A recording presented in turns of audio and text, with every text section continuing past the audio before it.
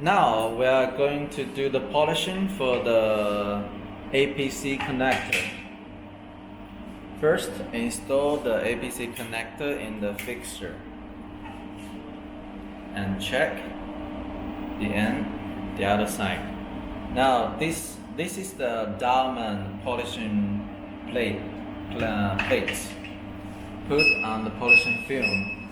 Set the time 15 seconds for the APC connector. The first step 15 seconds. Second step 30 seconds. The third step 30 seconds. And the last step also 30 seconds.